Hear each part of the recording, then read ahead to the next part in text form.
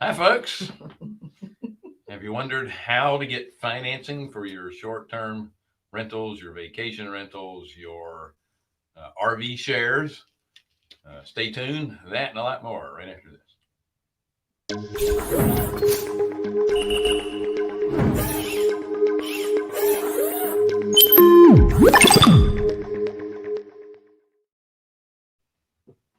Hi, folks. Thank you so much for joining us on the, I'm going to say it, the Passive Aggressive Show. So I'm going to go ahead and get that out of the way because there's been bets that I'm not going to say Passive Accredited Investor Show. And I'm going to continue to say Passive Aggressive. I actually like that better. Passive Aggressive? Yeah, Passive Aggressive Show. Okay.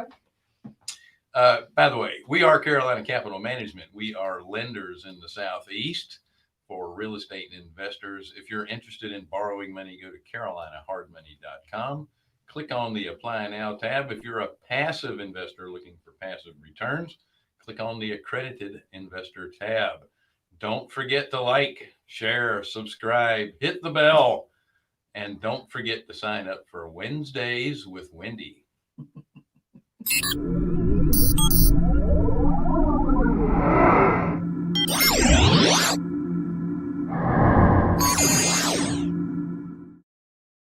There is the link for Wednesdays with Wendy. Wendy every week gives, well, you can just copy it in the chat if you like. That's another idea. Or hit pause. Because Can they pause this? Not when it's live. Well, We'll just stop for a minute. So- they circulate it later, right? So Yeah, if you're on the non-video podcast, you're out of luck. You mean the live one? No, the podcast. Oh, gotcha. The non-video Yeah, podcast. then you can't. No, well, it'll be in the show notes in the podcast. But Anyway, Wendy gives 30 minutes of her time for anyone who wants to talk real estate. So sign up, and she's usually booked out a couple of months in advance. So take advantage, right? mm-hmm. So, before we get started with some finance and stuff, I would be remiss if I didn't talk about some breaking news.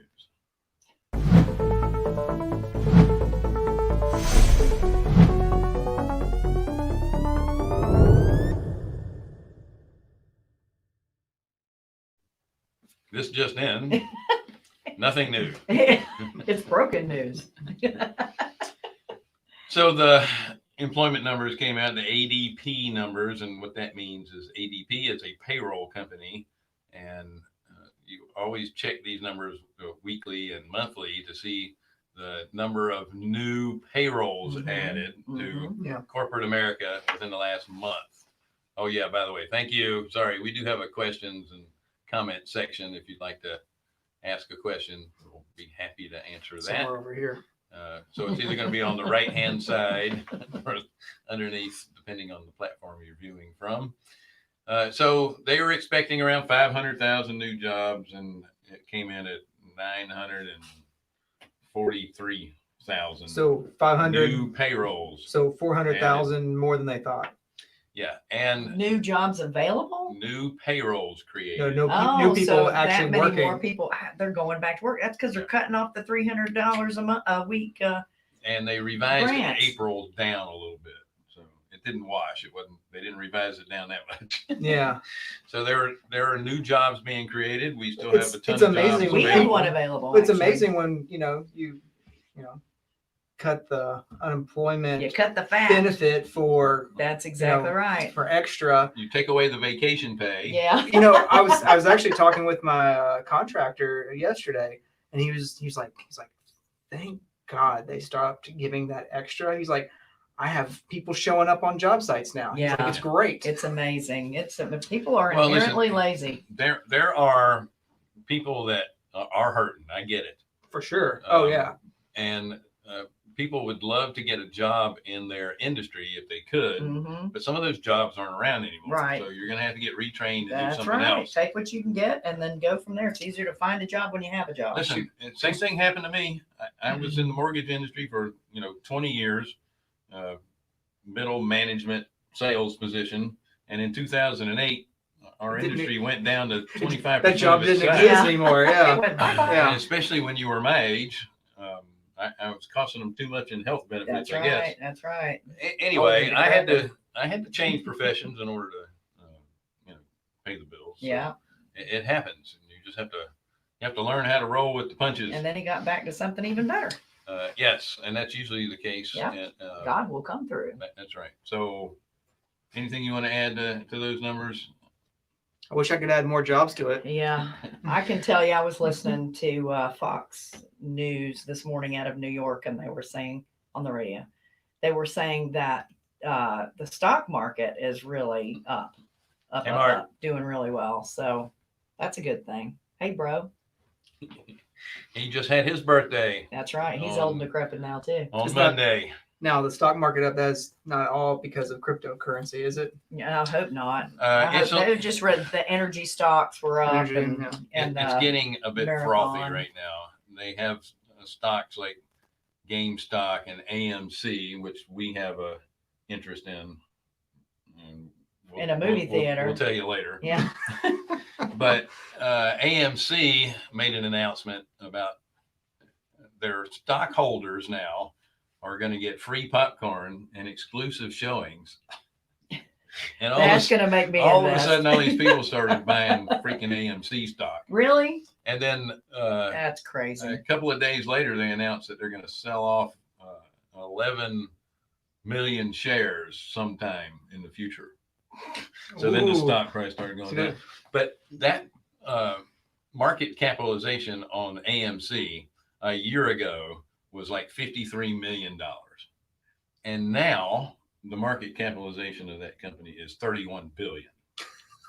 That's Now, a this is a different. company on the brink of bankruptcy. Yeah. And they have a market capitalization of $31 billion. You think they're overpaying for this stock? You got Yeah. the same problem with Bed Yeah. Bath and Beyond. They Yeah. don't do anything but try to race to the bottom pricing wise, because everybody's got the 20% off coupon. Yeah, that's right. That's right. And their stock is going through the roof, and it's mainly because of people that are putting in their gambling chips. Yeah. In the Yeah. stock. And in gambling, indeed it is. Well you know, said. So, but I think anyone who is paying attention now more than ever, it's just apparent how manipulated it is. I mean, you get, Elon Musk saying, we're going to take Bitcoin as payment for our cars. What happens to Bitcoin? Yeah. Then he says, no, never mind. We decided to go with Dogecoin. Yeah. Bitcoin. That's right. That's right. Like, what's going on? I mean, when something is so dependent on Headlines. Mhm. how secure is that? That's right. Well, it's not. Yeah. I got a headline. Real estate is rocking. Yes, it is. And that said, mortgage applications for this week compared to last year at this week were the purchase monies were down 2%. And refinance applications were up 6% from this time last year. And it's down though because there's no housing available. Yeah, there's very little inventory. Yep. I'm assuming the people that are refinancing right now are people that just couldn't refinance Before. Yeah. Yeah. because rates have been so low for so long Yeah. that you're just now being able to qualify for a loan. That's why you're refinancing, or you already would have. Well, Brian Maddox was on here, the mortgage broker, speaking a few weeks ago, and he was saying that people are actually refinancing 2 and 3 times too. Yeah. No. If it keeps going down, they will. Yeah. But I think it's ticked up a little bit now. So, Yeah. And there's always for me on mine, like I haven't refinanced yet, but it's not because it's because I have a HELOC out, but I'm waiting on another project to pay that HELOC off before I refi. Well, there could be people that are getting out of higher rate hard money loans now that their homes are finished. Well, I hope it's not their personal home because that's a no-no. That's right. It is with us. Well, it doesn't say whether they're investment loans or personal loans or primary residence loans. It But just you says imagine- mortgage application. But you imagine what 99% of them are personal Oh, yeah. residents. Yeah. More than likely. Yeah. Okay, so our topic at hand is how to finance short-term rentals, vacation rentals, other odd types of vacation properties. You can't sell them all to Wendy.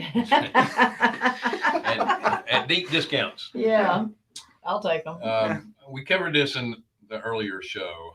You can get, again, you can get as many second home loans as you can possibly qualify for. Mm-hmm. There's no limit on the amount of second homes that you can qualify for, other than your ability to repay the loan. Yeah, your ability to qualify for them through your income. Right. As long as you can repay the loan based on your income, you can get as many as you want. There's no restrictions on those. And I suggest if you can, that's what you use to finance these things with, because you're going to get the best rates out there.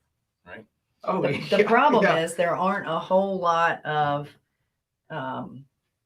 what do we call them? Non-qualifying companies out there. Like non-QM loans. Yeah. Let me make one caveat to that. I think you're still limited to 10 loans You are.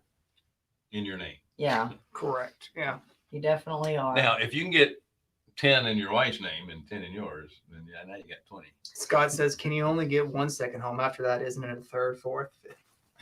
It's just a number of them. Yeah. It's still considered a second. Yeah. Non-primary living. Yeah. Yeah, there you go. Yeah. You have 10 of them, but what is it? You have to live in it for how many? Is there a certain time period you have to? Primary residence, you have to stay there for at least 6 months and 1 day, I think. Yeah, 6 months and 1 day. Some states are requiring 9 months, like New York. They still want you to pay tax there. Yeah. Well, who wants to live there anyway? Sorry for all you New Yorkers.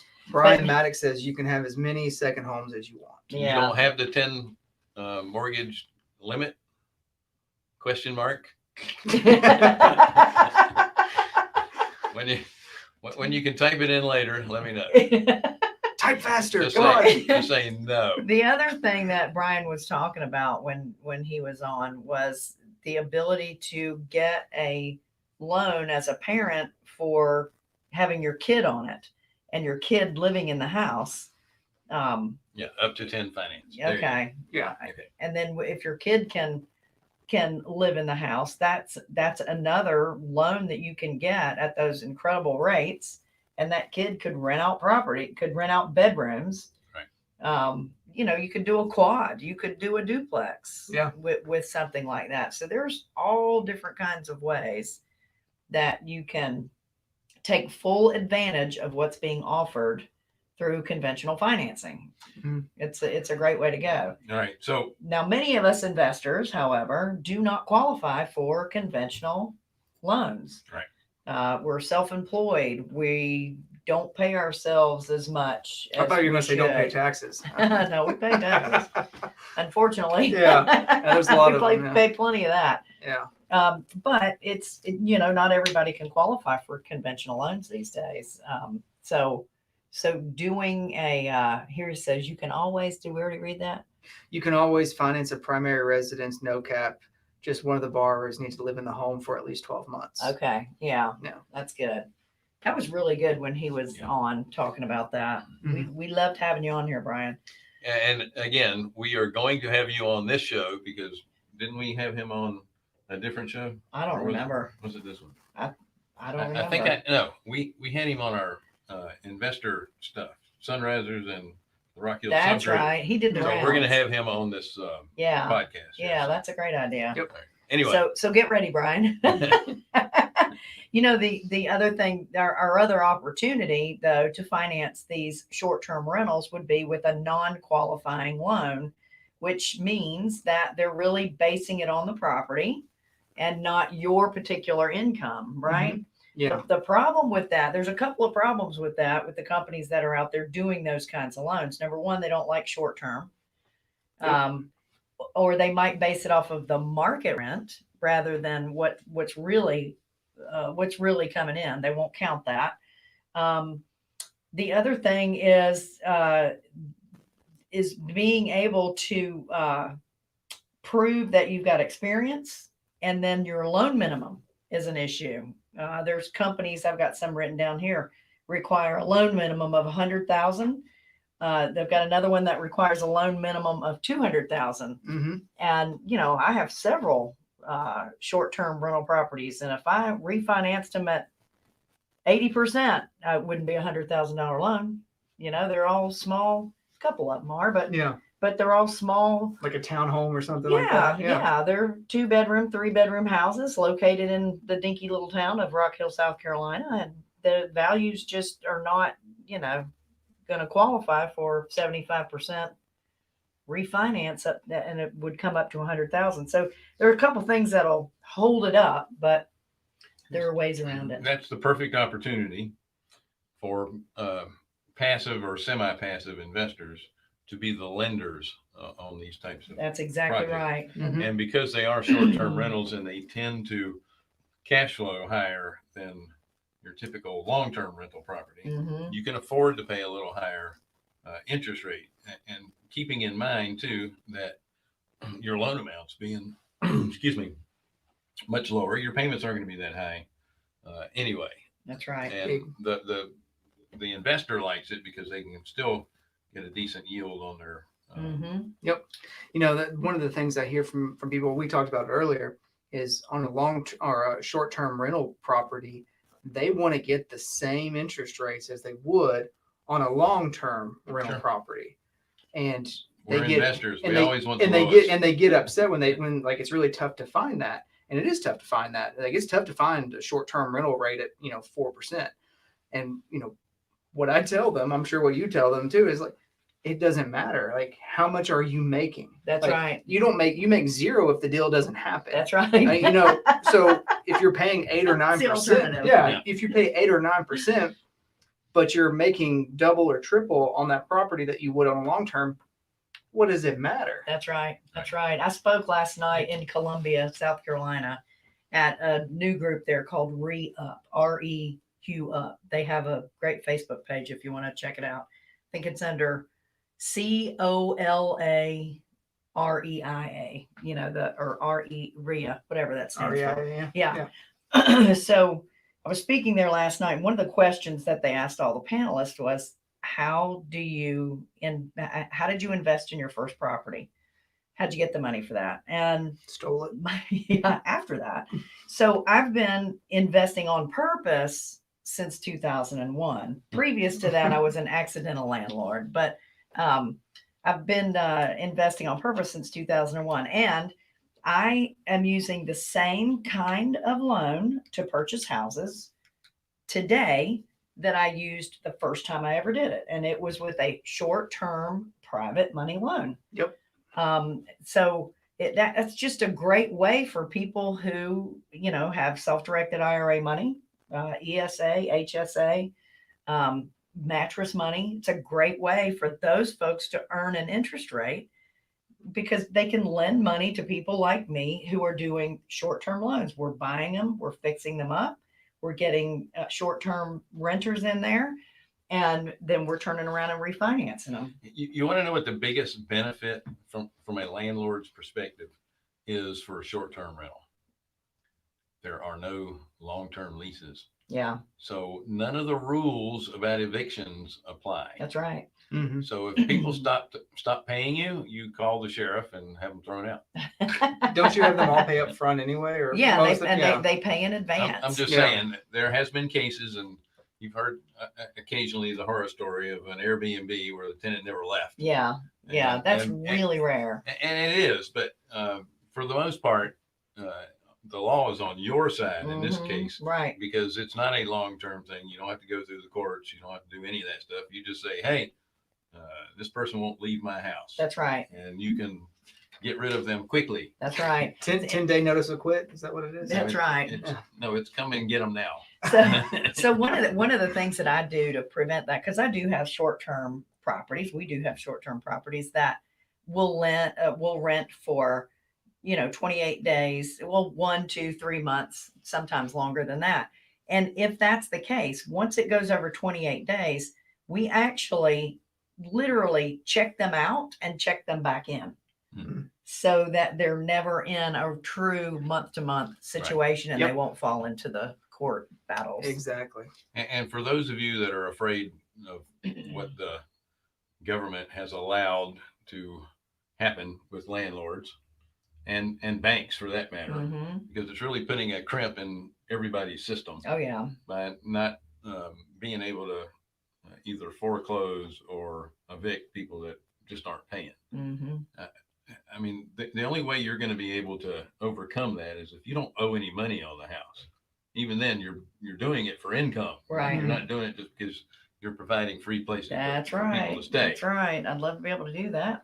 But that's a good way to protect yourself, is having a short-term tenants, right? Yep. Mm-hmm. Mm-hmm. So, Wendy, were you able to Google anyone that specifically will do short-term rental Yes, loans? yes. I've been saying for a couple of months now that there are only 2 companies, but I found 4.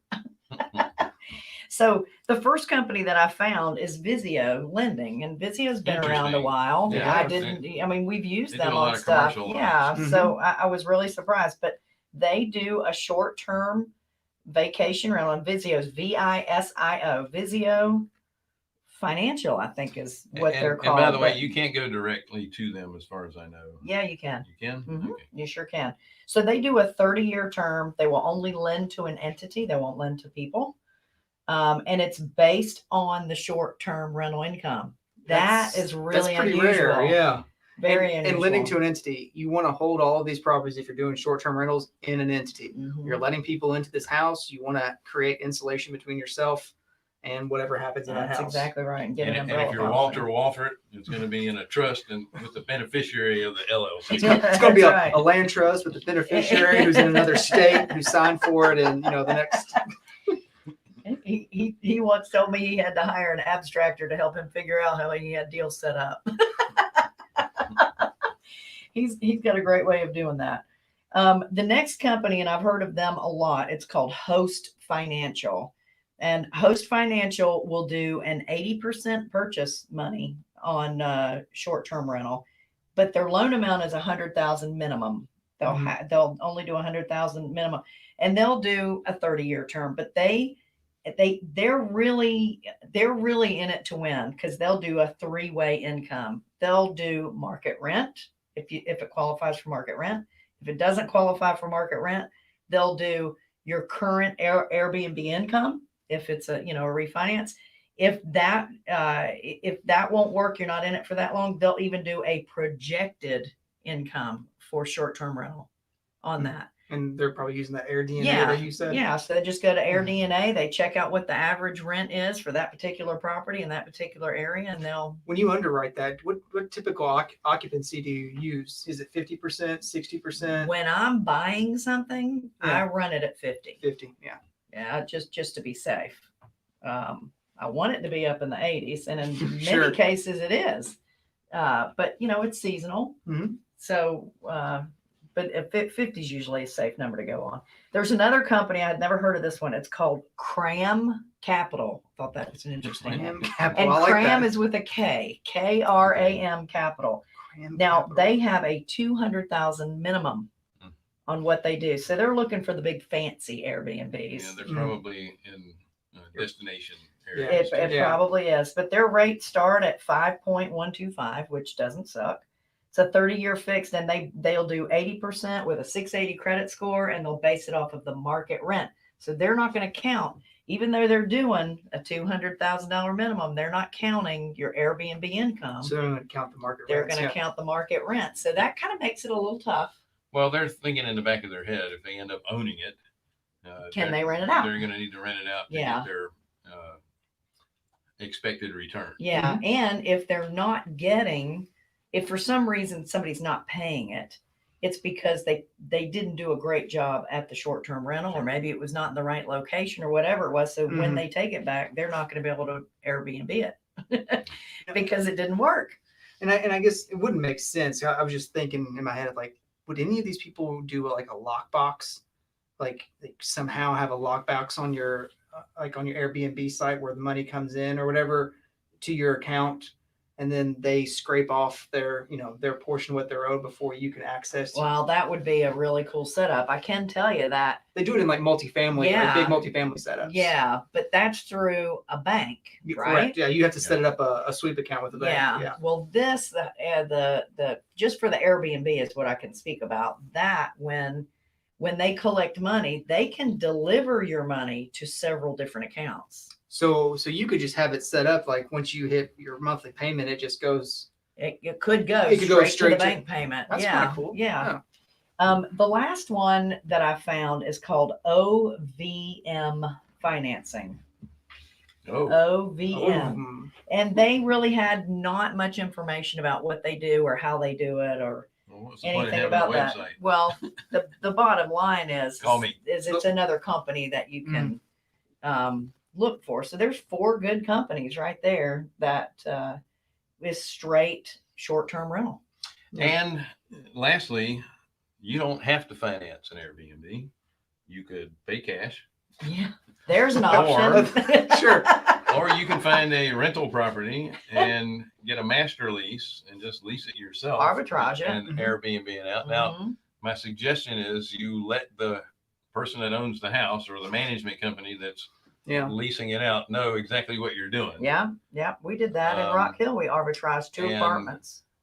Depending on where it is, and you might be able to, your only expense is going to be furnishing it. That's right. Right.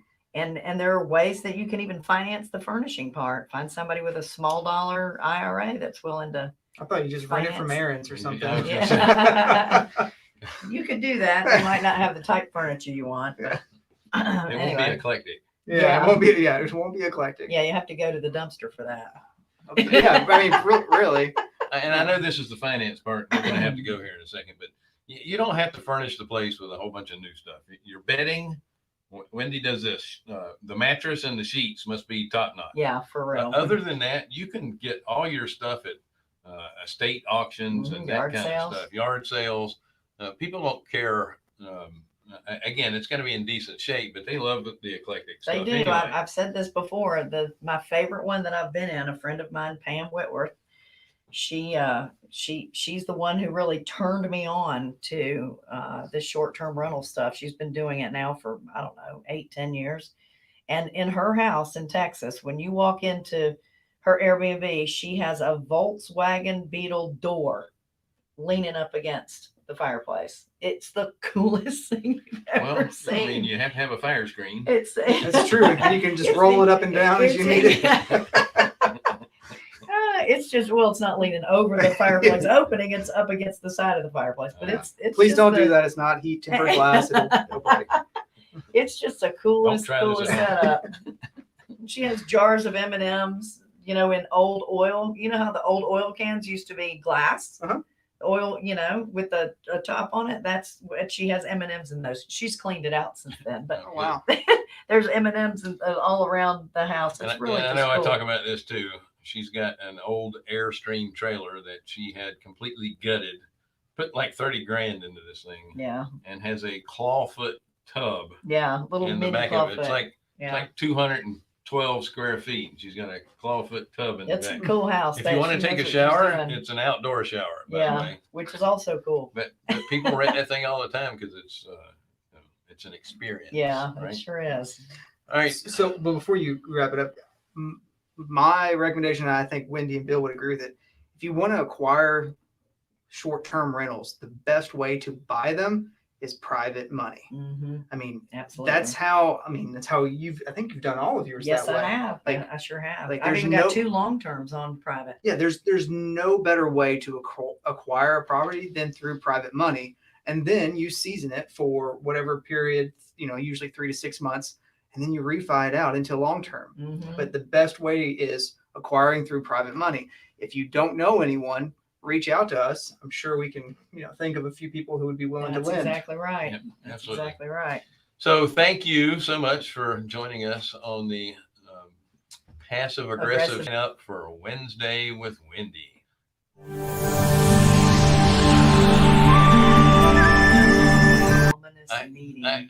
When that graphic comes on, I feel like I'm in one of the big sci-fi movies where I'm going through some kind of wonderland. I take a deep breath. I'm like, Anyway, thanks guys for joining us. We'll see you next week.